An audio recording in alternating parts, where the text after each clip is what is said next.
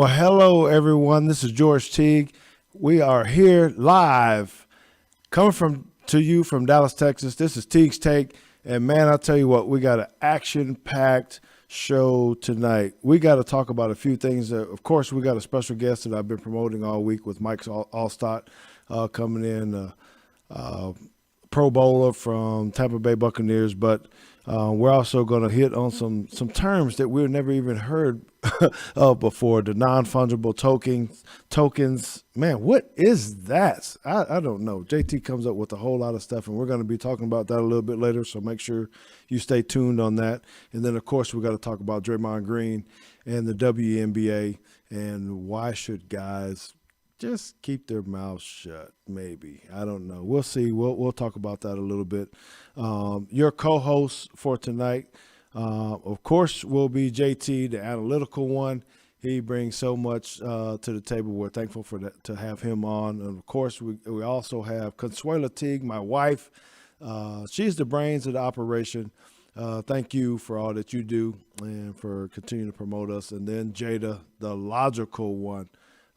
Sitting in San Antonio, Texas right now, coming to us remotely from that. And then, as I said, we'll have Mike Alstott on here in a second. But first, let me give you my run out.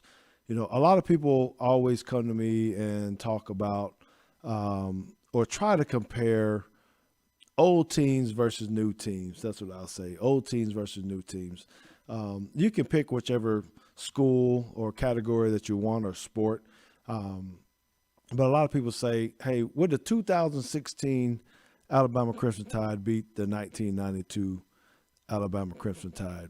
And I don't know if you can actually put on a good, true comparison with that if you look at the stats. And I didn't put the graphic up about it or send it in today to be able to put it on the post. But there's a lot of similarities, right? You know, top-ranked defenses.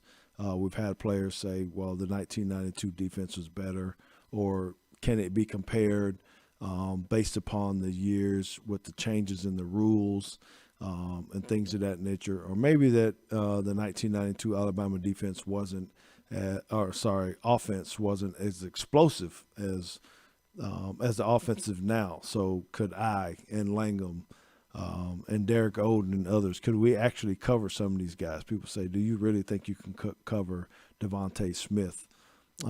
So you can look at the stats all that you want, you know, and really try to put this comparison. But, you know, when I look at it in the end, most of the times we always try to bring the older team into the new age football. And I don't know if that's fair or if that's accurate or if we should actually compare it that way. So the question that I posed out in Twitter land this past week was, could the 2018 team or the 2020 Alabama team, you know, just getting a lot of notoriety, never losing the SEC game and doing that, an amazing feat to be able to do that, actually go back in the 1992 and play with the rules that we had back then? You know, defense was a whole lot different. You know, I said that hey, you can back then we were able to hit guys around the throat and the neck. The jam rules were different, and all kind of stuff was very different. So we typically take the older team and put them into the new age and say, man, they couldn't play with them. But what about, do these guys today, could they play 25 years ago or 35 years ago with the rules that we had? So I'm just challenging you to really think about that a little bit. Of course, I don't want to play against some of these football players today. It was hard enough for me to play against Mike Alstott, you know, and try to tackle him. But then, you know, you got the Derrick Henrys and all these running backs. They're quicker, they're faster, they're bigger. And I don't know that we could actually beat them or not, in all honesty. But we have to be fair about it. So I'm going to ask you guys to make sure that you guys put your comments up on Facebook and YouTube as you're watching live now. shoot that. I apologize for last time, and I apologize this week. We can't see some of your questions. Consuela's going to do a good job of trying to, inform us when you guys are making the comments. But if I miss you guys, I'll be sure to go back and make comments on Facebook and YouTube afterwards. So that's my run out. Should comparing teams, different decades, should we really do that? So let's go ahead and bring JT back in real quick before we get to Mike Alstott.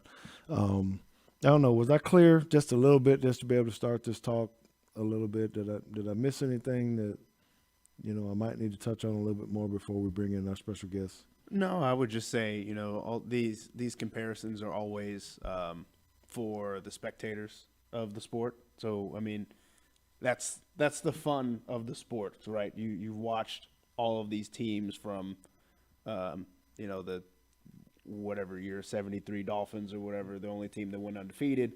And then, and I really don't like those guys because, they're always just rooting against people not to go undefeated, even though the Patriots, what were they, like 18-0 for the loss of the Super Bowl? They're like, well, it doesn't matter because they didn't have an undefeated season. It's like, well, they played 19 games. So, but that's the spirit of the debate. That's what makes sports fun for a lot of people, even in, the NBA, comparing the Magic and Bird teams to LeBron's teams now to Michael Jordan's teams in the 90s.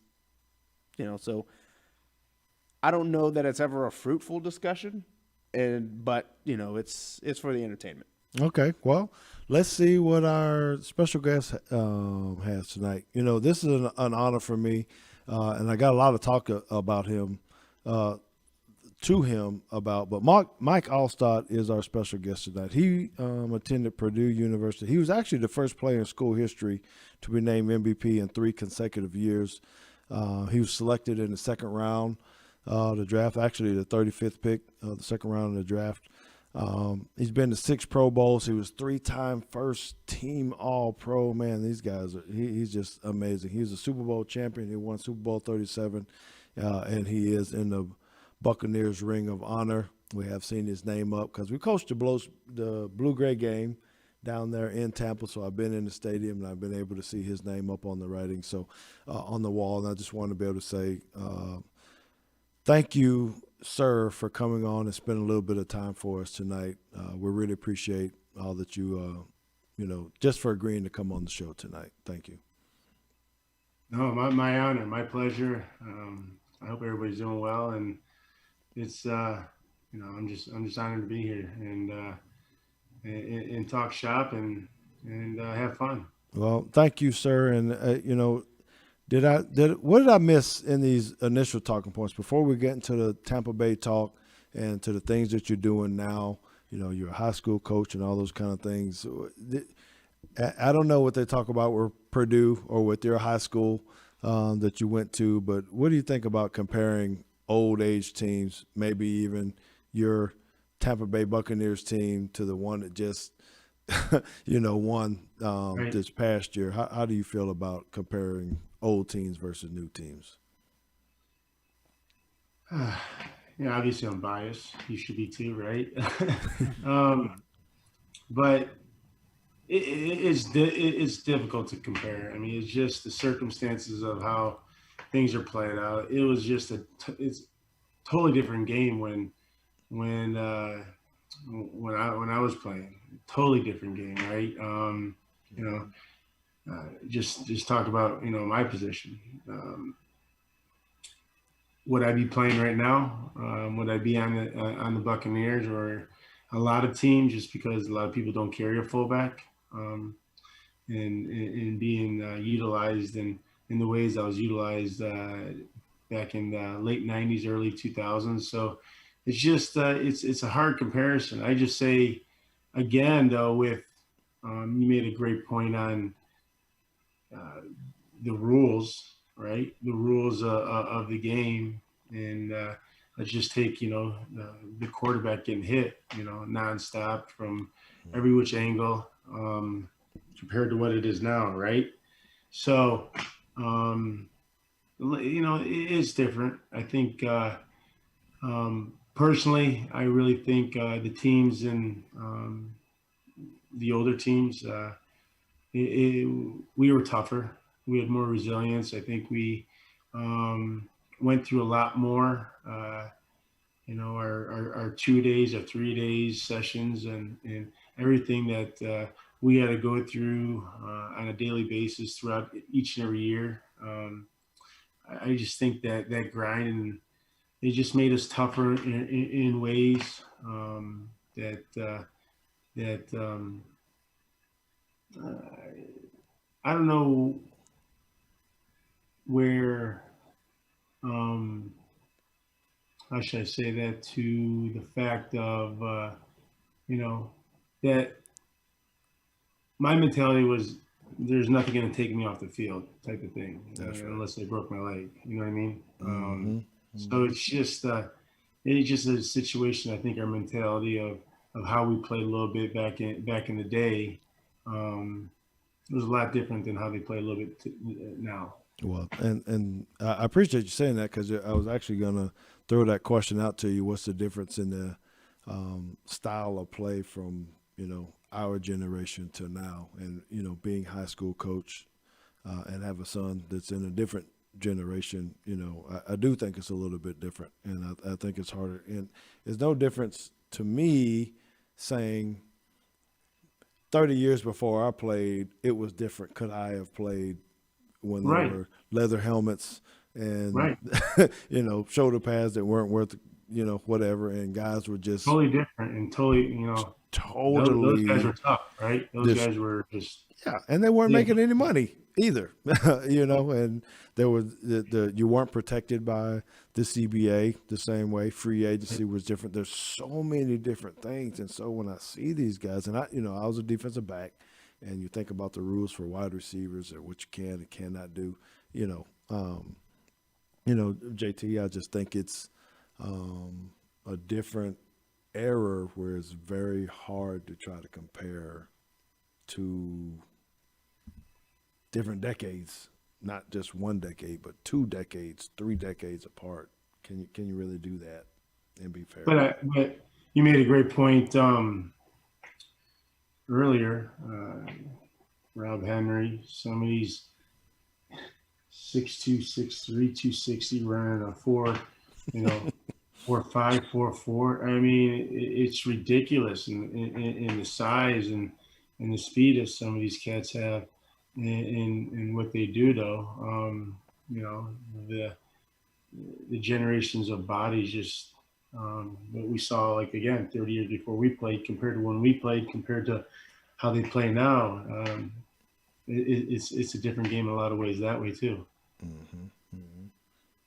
Any comments about that, JT, before we move on? Because I wanna move into the high school part of how you got to this point when you play at a level. And I'm going to come back to the Tampa Bay Buccaneers and when we actually played and when I actually played against you.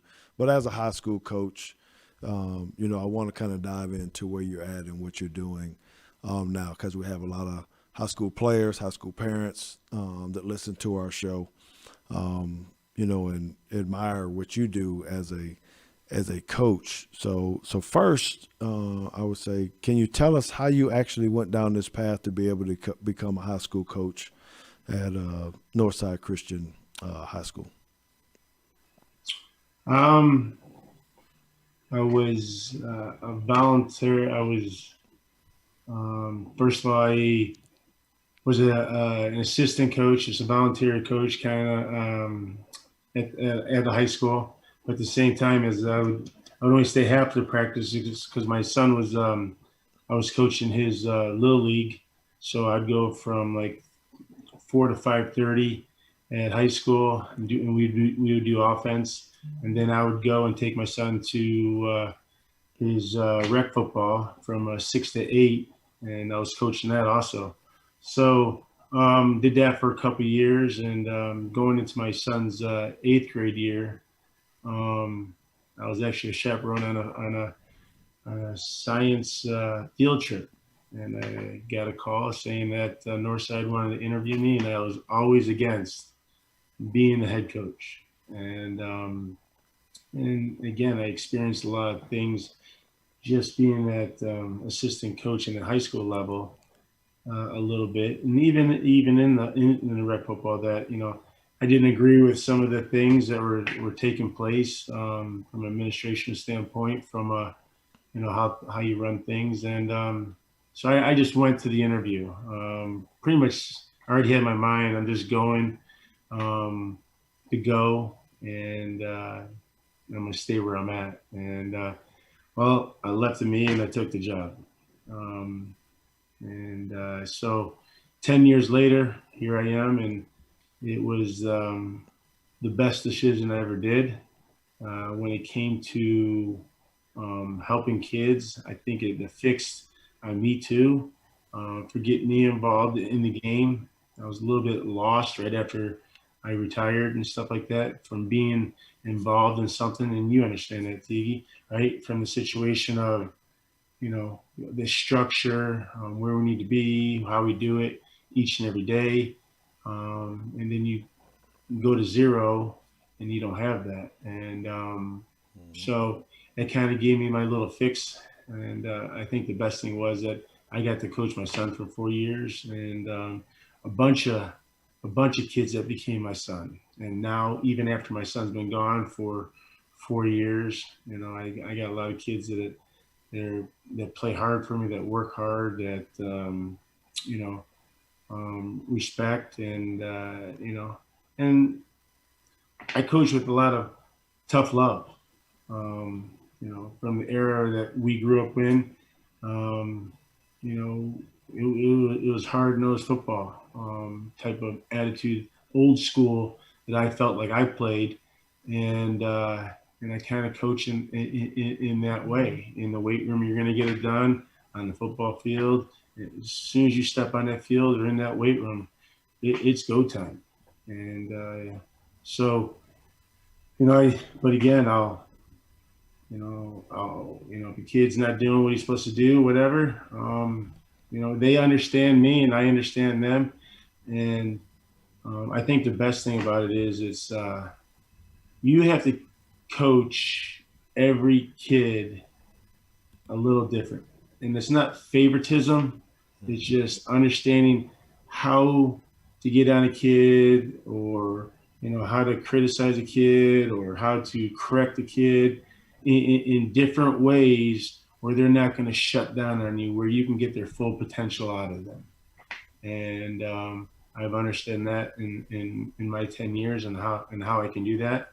And relationships have grown. I've had kids come back that have coached for me, been my defense coordinator, been my linebacker coach, been my running back coach, and whatnot, in a short period of time. And it's been a blessing for me. It really has, for me personally, in my life, to having relationships with all these kids for the last 10 years. All right. Well, thank you. I want to toss it over to Consuelo really quick, because she wanted to chime in and ask you a question really quick. Yes, I have one of our viewers, Craig Young.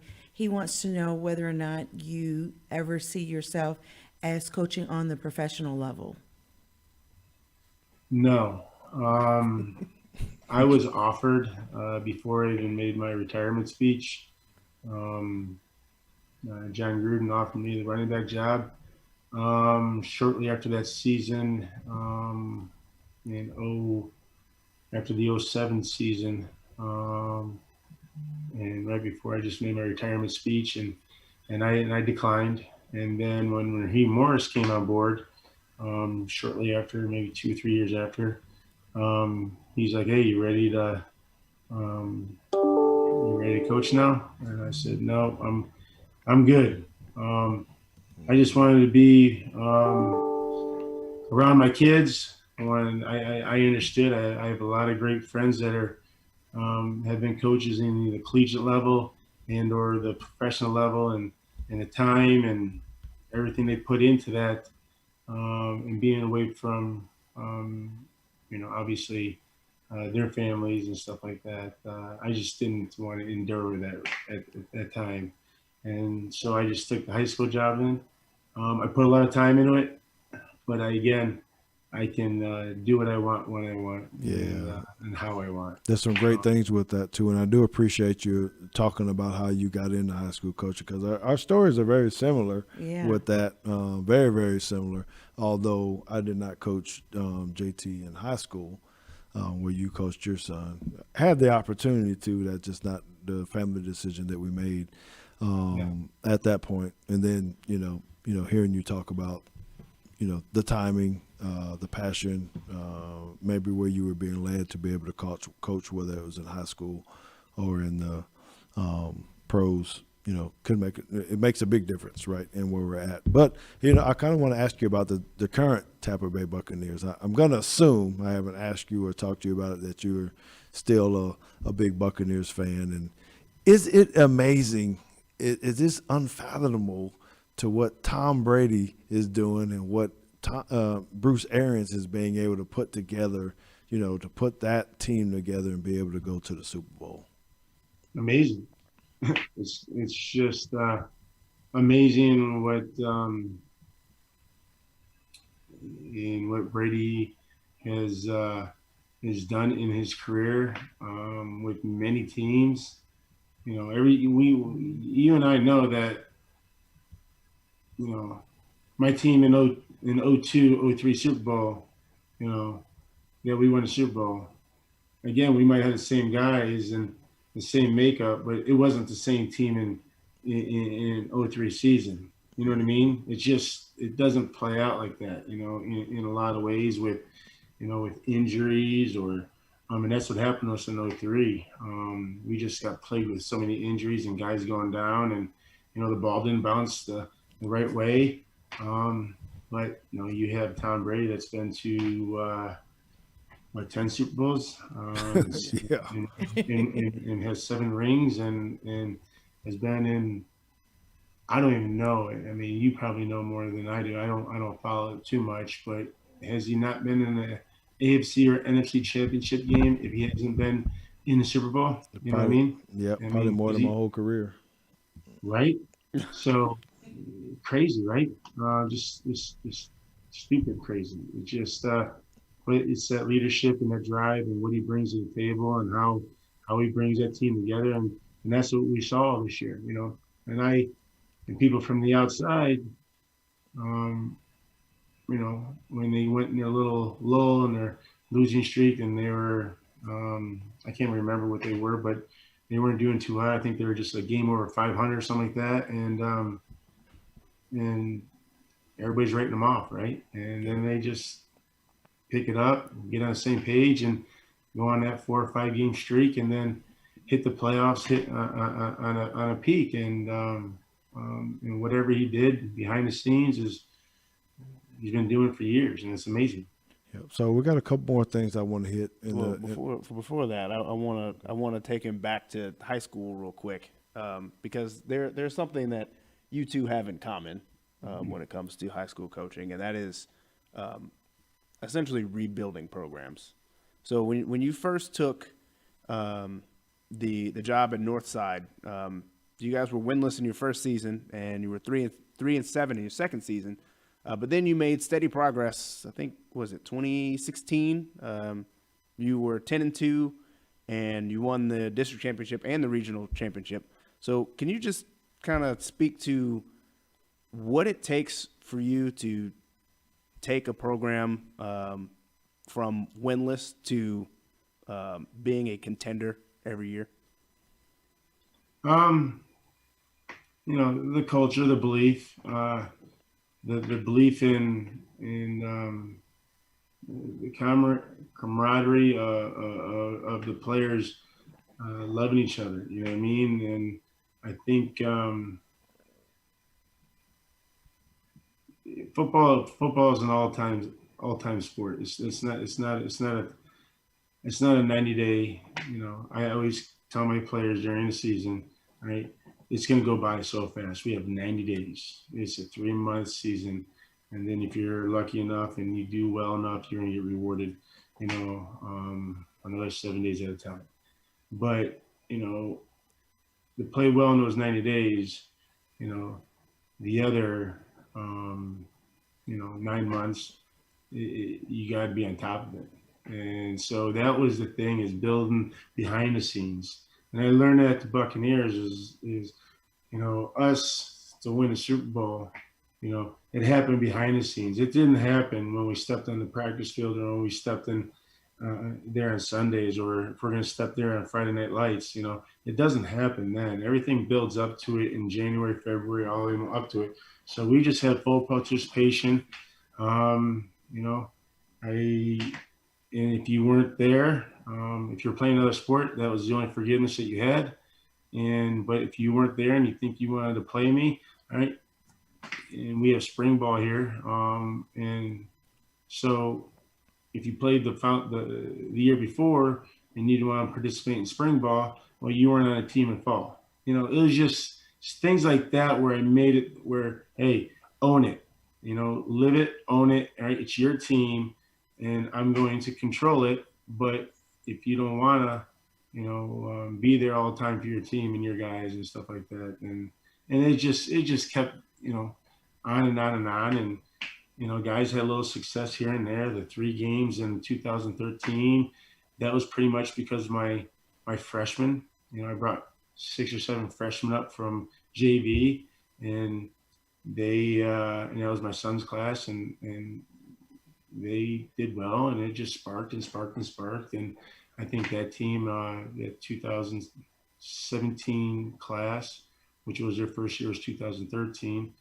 Set the tone for everything. They were leaders from the sophomore year to the senior year when we went to semifinals.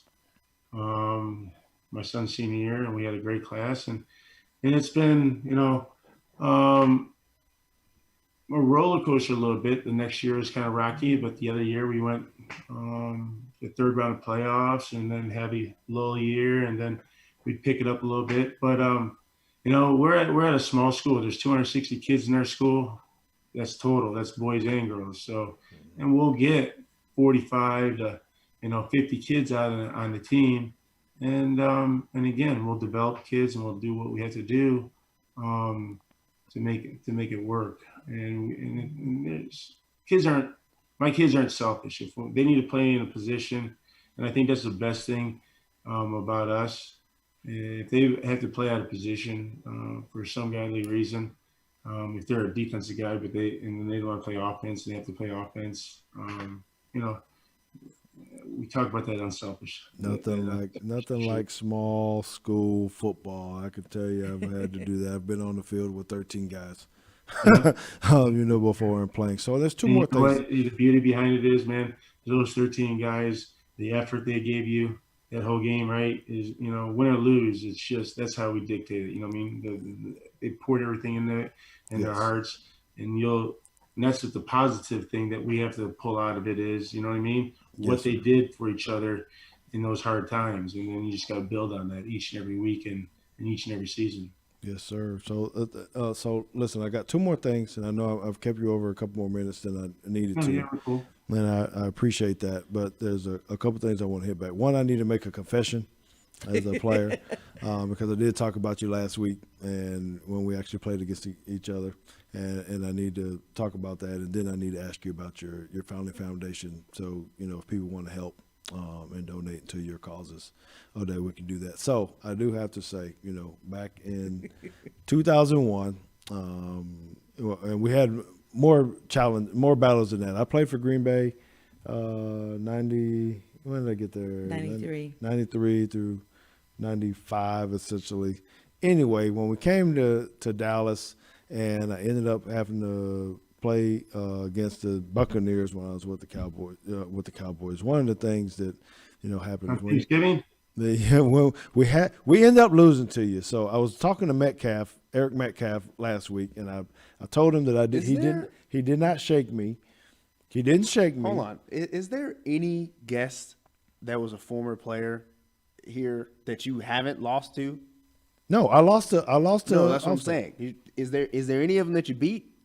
Because every time we got somebody on here, you always talking about y'all lost. No, because I beat Metcalf twice, and then the other one. But anyway, here's my point, right? So we're always talking about a bodily injury, how tough the sport is, how physical it is, and as a safety, right? And being on this side, and when you're facing a fullback who is a running fullback, not a blocking fullback. So I played with Moose Johnson, and he was a blocker. He'd be lucky to catch a pass out of the backfield. If he caught it, he probably was going to fall down or run out of bounds or something like that, right? Mike Alstott was not that guy, you know. And part of the knock that I had was how physical can George Teague be as a Yes. free safety? Well, lo and behold, here comes this guy I got to play against. So I've been blaming you for years. So I'm confessing to you that I've been blaming you for this left shoulder problem And he's not lying. that I have, because when we played on September 9th, 2001 or whatever, I had one purpose. I'm telling you, I know we hadn't talked about it. This is our first time ever talking. I said, this is my statement game where I need to show how physical I am, because Mike Alstott is going to get in the secondary, and I'm going to have to not be that guy like every other highlight that he has. And I don't know if we got some highlights of him running around here, but we need to show him if we do, right? So he is totally punishing guys. He's got the biggest shoulder pads as you ever seen, right? And we're trying to figure – I got to figure out who made those shoulder pads, because I got to talk to that manufacturer. But anyway, so in that game, Mike Alstott, I think he had 5 carries. I went back and looked, right, against the Dallas Cowboys. I had 5 tackles. I'm almost certain all 5 of those tackles had to be against this dude, right? And I wasn't wrapping up. It didn't matter, right? Because you're looking at this guy running around here, and it didn't matter what you did. He was the most swift, agile, biggest fullback, and making guys miss. So as I'm calling about to the NFL about my disability benefits, and they ask me what happened, all I say is Mike Alstott happened. Mike Alstott happened, and I need the dough, because this guy here was totally destroying guys. So I don't know if your foundation gives to older players and give some of the money, but I need a little bit of something, man, because this one right here is bad, man. There's not enough ibuprofen He is not in lying. Motrin. You know what the best thing about, we wouldn't show that we had that injury. You know what I mean? Mm-hmm. We would. I mean, that's the thing that I was trying to describe, is like, there was nobody taking us off the field, even if we had a shoulder, if we had a knee, unless, you know what I mean? Unless that didn't work, you know what I mean? It's just, Yes, sir. that's what I'm talking about, our era. And there was too much pride about it, and we would play through it because we love the game so much, and I'm not saying that the currents don't, but I think it's just the respect of our our brotherlyhood of our teammates and stuff like that, and how we played for each other, you know what I mean? And I think that's what I really miss, is the locker room and the daily grind, in the off season with our guys, with your teammates and your brothers to this day, that we talk about, you know what I mean? That's right. So tell us a little bit about your foundation before we let you go. Cause It's just a small foundation, the Mike Alstott Family Foundation. We do a lot of stuff with children, with the youth of our generation. I do a lot of stuff with All Children's Hospital. Very fortunate just to be down the street from there, to be able to support them in a lot of ways. I do a lot of stuff with Big Brothers Big Sisters. We have a Sports Buddies program with those Special Olympics. I do a lot of stuff with some foster homes, just trying to uplift the hearts, minds, and spirits of our youth and our families, and just trying to put smiles on kids' faces. And I think a lot of things that we do, everything we do, we interact. We build programs where we're there nonstop through the whole program, and we are interacting with these children and developing relationships with them.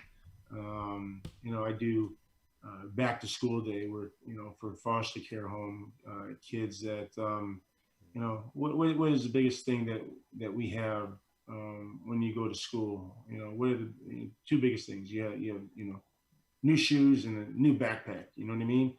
And Yes. so we buy them that stuff. But I think it's the relationships and the continuous relationships and the impact that we've had with some kids and just trying to be there and listen to them and trying to make an impact in these kids' lives. We're not very big, but we just try to be very impactful in a lot of things. And the thing that I really appreciate my family and a lot of the people that are involved with us is that we're there interacting with our foundations. We're not just with our programs. We're not just handing checks over and saying, "Here you go." We don't do that. We raise the money and then we use it to do whatever we have to do with the different programs that we have. So Well, thank you very much. And for all of you that are listening, whether it's live right now or being a recorded podcast, you guys go ahead and look him up. You can find him on Twitter at M_A_F_F. yes, or the Mike Alstott Family Foundation. Reach out to them. I know you guys have big hearts. You can help support his causes if you're in his area or out of his area and you just want to be able to help support, because as you listen to him, you can see he has a big heart for kids, first of all, but he loves the game of football. And we want to say thank you very much, Mike. I apologize for taking you over, but it's just, No, you no. got And a remember, wealth April of- 15th is right around the corner, so giving is a great thing. Yes, it is. Yeah. Yes, it is. Those taxes. I want to thank you. You have a beautiful family, and thank you for what you do. And I appreciate you having me on. I really do. Yeah, thank you. Thank you very much. And I look forward to helping and supporting. If there's anything we can ever do as a family to be able to help support your causes, please let us know as well. Okay. But we're going to go ahead and take a short break. We got a couple, or at least one announcement we need to make about one of our supporters who actually builds our own websites. We want for you guys to hear about profoundsites.com, and then we'll come back and we'll get into Money Matters and then the final play. We'll be back in about 35 seconds. Thank you. ProfoundSites.com for your personal and commercial needs. Websites built, repaired, secured, maintained, and found. Brent Thomas and ProfoundSites.com provide e-commerce development, website development, online marketing, web, mobile, and e-commerce consulting. With over 10 years experience, Profound Sites is responsible for creating GeorgeTeague.com, where you can hear Teague's Take with George Teague every week. Brent Thomas and Profound Sites can take you through the entire pain-free process of building your new website. From initial discussion to planning, design, to coding and making your site live and discoverable on the internet. Contact Brent Thomas at ProfoundSites.com or email him at brent@ProfoundSites.com. Welcome back. Thank you guys for coming back to us. Man, what an amazing segment just to be able to come on and to speak to someone like that. A wealth of knowledge talking about football and family, and then giving the facts about the game too, So to have Mike Alstott on with Teague's Take and our crew is truly a blessing to us. So thank you, Mike, for coming on. You guys make sure you guys support him as much as you can. Go visit his website and give to his cause. But we want to go ahead and move on to our next segment, which we know you all love. And I tell you what, man, this one is probably going to drive our family crazy, because when we sit and talk about different things, it's not always about easy stuff or things that we necessarily all understand. So we're going into the Money Matters segment right now with JT, James Teague, as he talks about non-fungible tokens. Yeah, so non-fungible tokens, or NFTs, have been kind of just all over the place recently. They're not new, surprisingly. I think they're getting a lot of play right now because everybody's at home and they have nothing to do, really.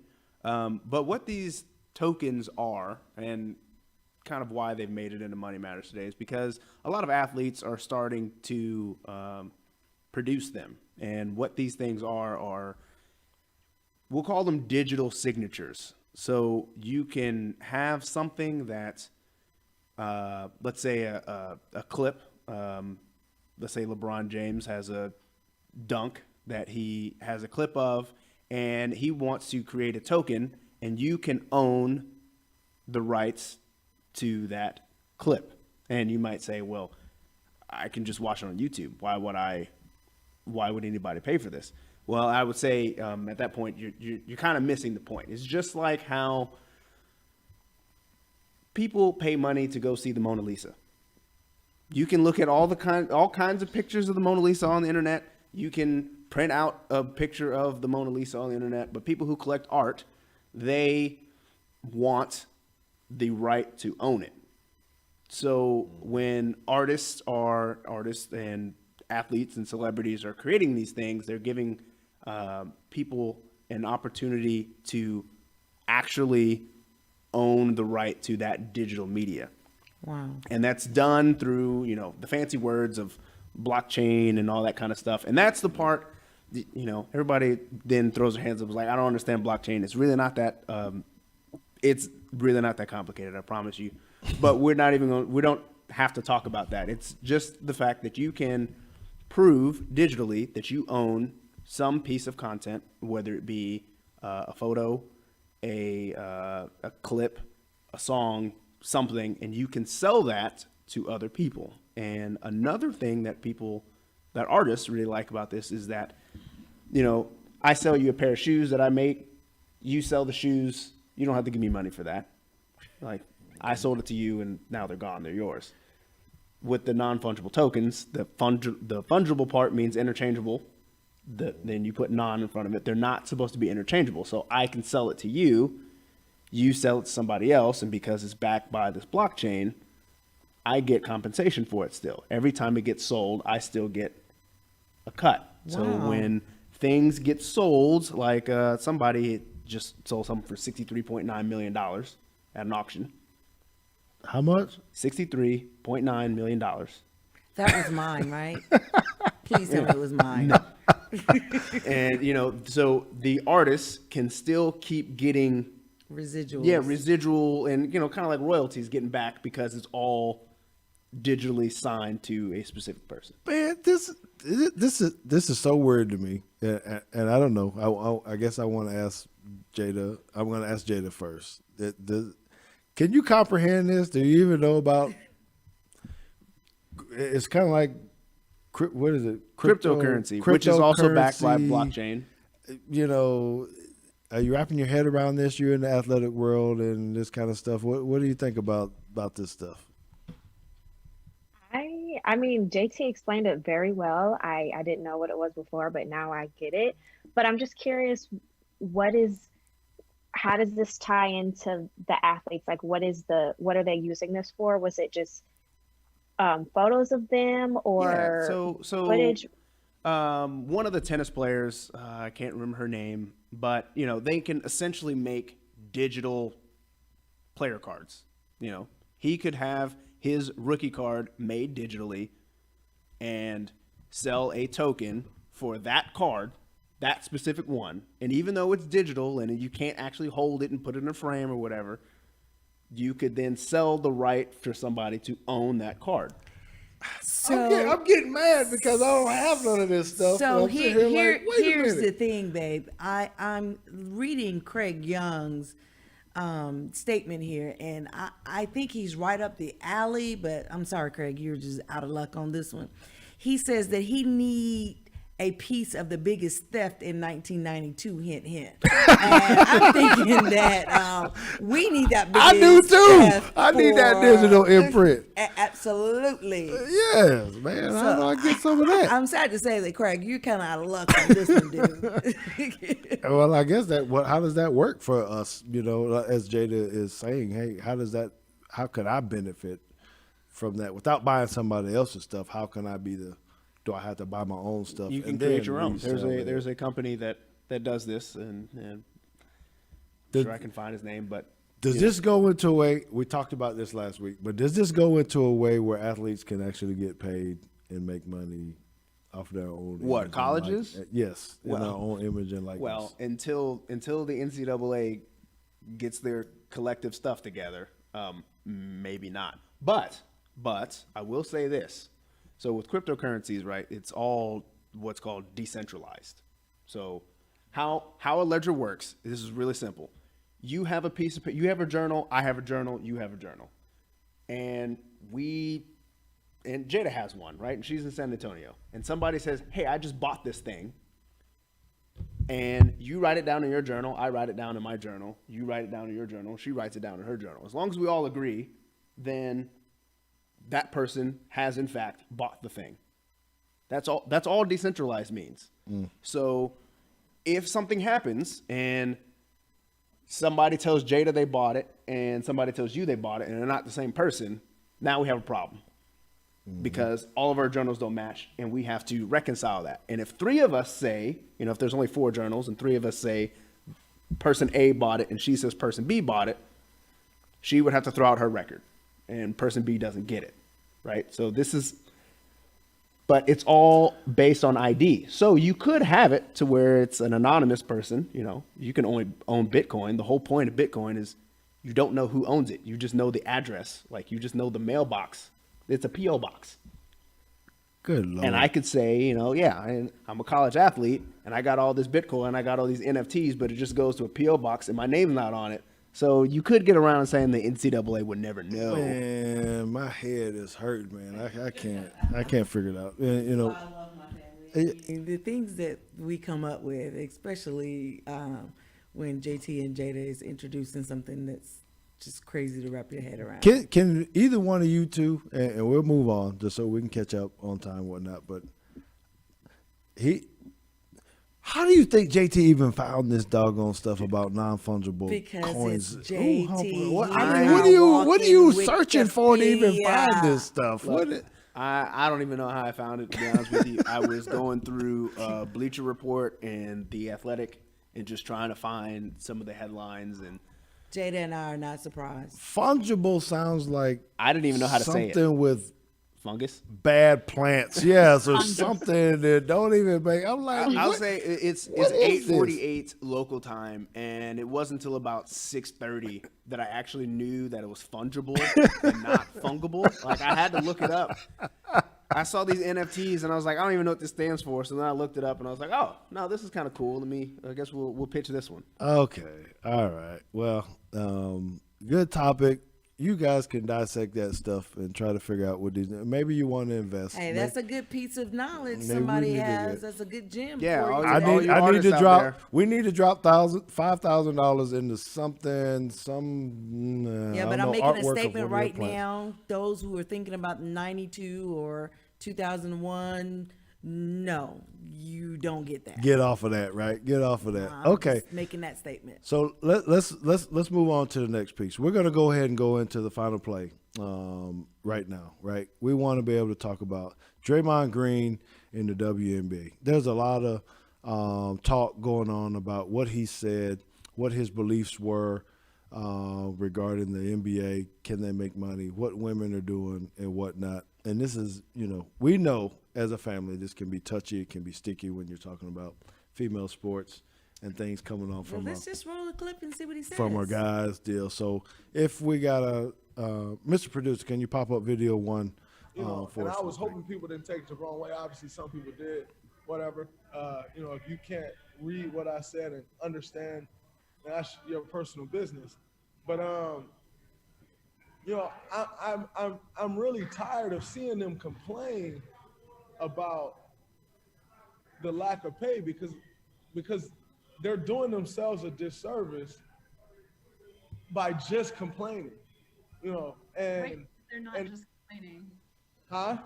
They're not just complaining, really. But they are, because they're not laying out steps that they can take to change that. And so it's coming off as a complaint because the people that can change it, they're just going to continue to say, well, the revenue isn't there. The revenue isn't there. So if you don't bring in the revenue, we can't up your pay. They're going to keep using that. But the reality is, as true as that is, it's an excuse because everyone says, we support women. We support women empowerment. We support women in the workplace. We do this for women. We do X for women, blah, blah, blah. And everyone uses it to their advantage. Yet these women are not using these people that are saying those very things to their advantage. So then it just becomes a complaint that falls on deaf ears. Yes, sir. So listen, man, there's all kind of angles with this, right?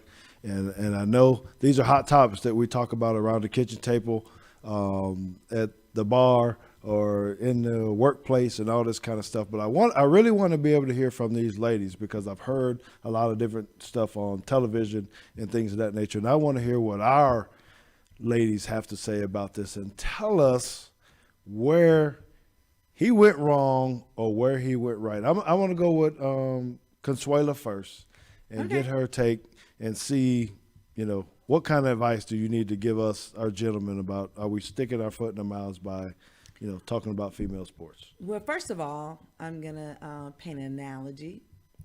All right. And my analogy is this. If my favorite meal in the world is prime rib with baked potato and mushrooms, and George, you decide that you're going to make this for me, but you give it to me and you serve it to me on a filthy trash can lid. It is no longer my favorite meal.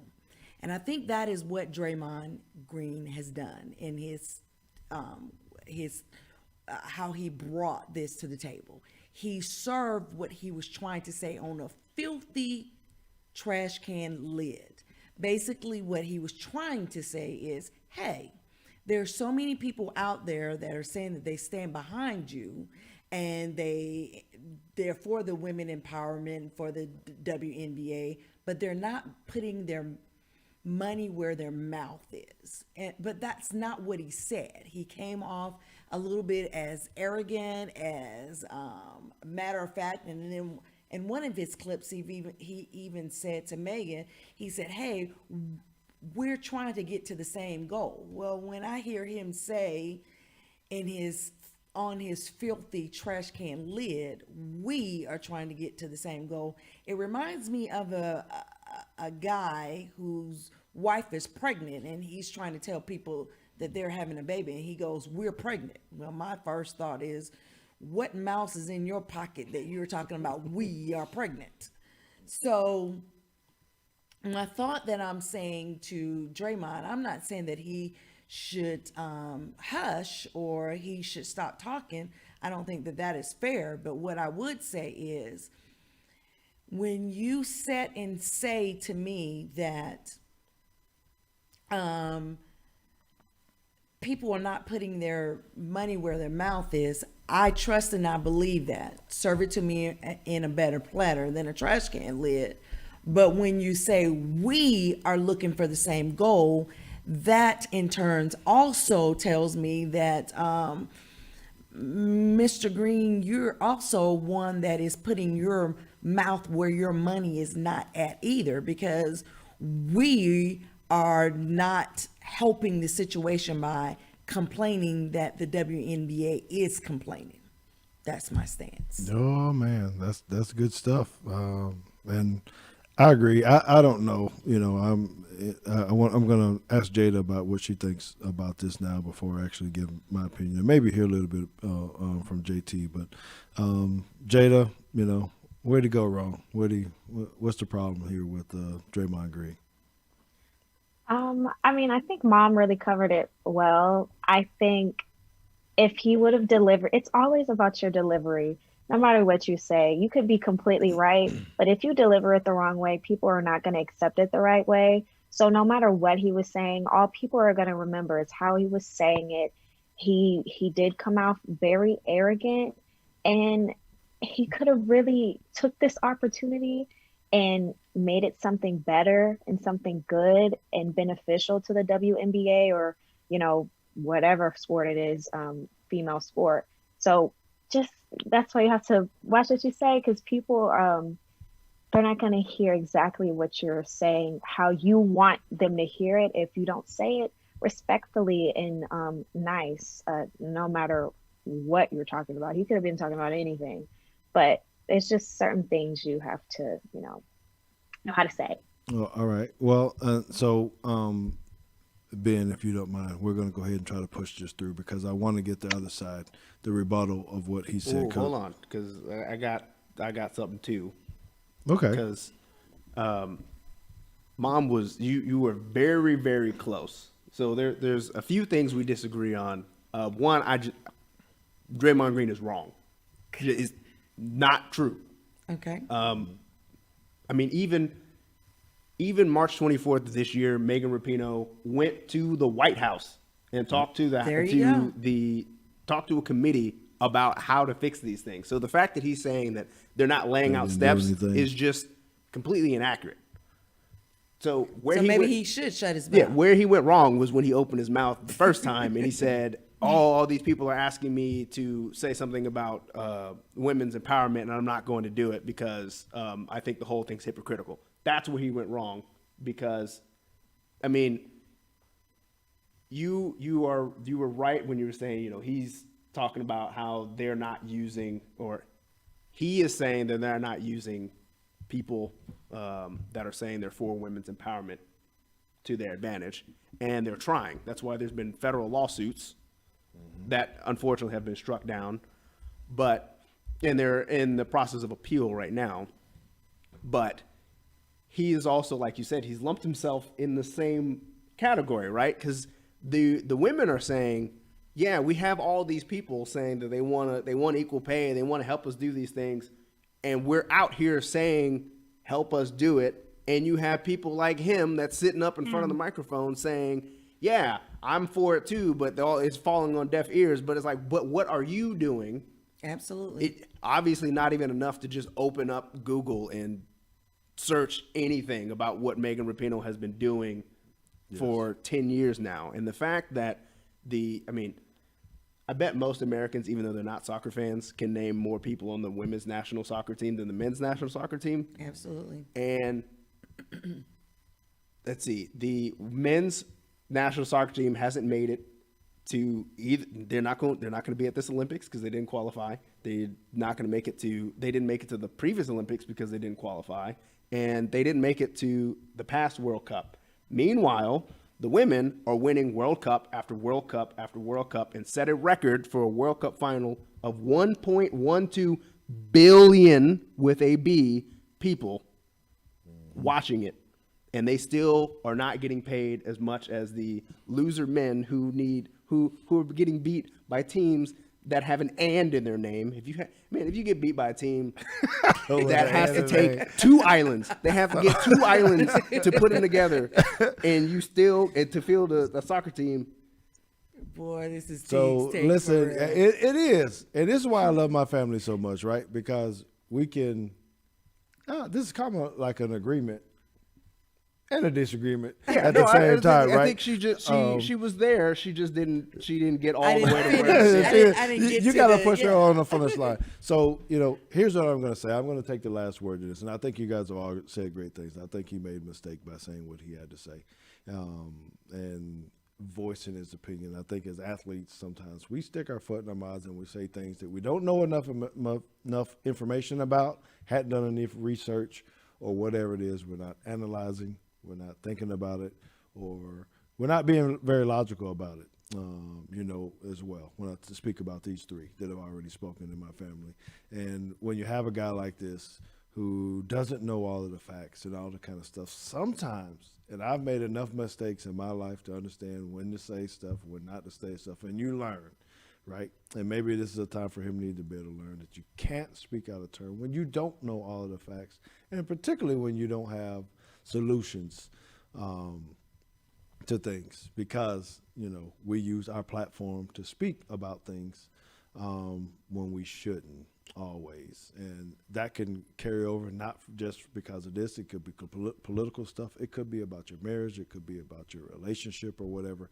So make sure that you know what you're talking about before you do it, and investigate, research, and understand what you're trying to put out there before you lay out there in the format. So that's my take on that. I think this has been a tremendous show. I think you guys have talked about a lot of different things, right? And it's been good. We've gone from, great football to some non-fungible tokens that could go anywhere. People computed with NBA a lot. I've read a lot about that, but it could be about anything, really. And then we're talking about hot topics like this. And so this is what we do. We try to bring you guys family We do try to bring you guys football, but in this case, we talked about other sports as well. So please know that we're always going to And be able to do facts. that and bring that, and we're going to bring the facts to you. And then we throw in some opinions in there every now and again. But next week, we got Carson Tinker on. He is currently with the New York Giants. He did play at the University of Alabama.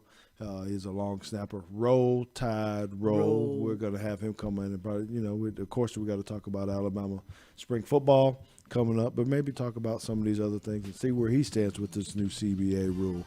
Make sure you visit georgeteague.com if you're looking for memorabilia. A lot of you guys have been reaching out trying to ask, how do I get jerseys? How do I get pictures? And check every day. There might be some NFTs to surface soon. That's right.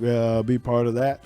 And we're going to be looking forward to you guys again this time next week, Tuesday, live here on Facebook and YouTube. Well, we'll be dropping the recorded podcast on Thursdays, I believe. Sometimes in the middle of the night. We're trying to figure out when all the best time for that is. But we look forward to seeing you guys all next week. Thank you guys for tuning in. And until then, JT, you got your paper ready, man. You got to have you some paper. What do you got? Yeah, I got cardboard. Oh, cardboard works. So until next week, we'll see you. Peace out. It's the middle camera. Deuces. He's got to work on which camera he's going to throw the thing on. We're figuring it out. New studio. Peace out. Subscribe to our feed at Apple Podcasts, Spotify, or wherever you are listening now. Follow us on Facebook and YouTube at Teague's Take Podcast. Remember to hit the thumbs up button if you enjoyed the stream. Stay engaged by following us on Instagram and Twitter at Teague's Take, where you can keep up to date with news postings and other live content.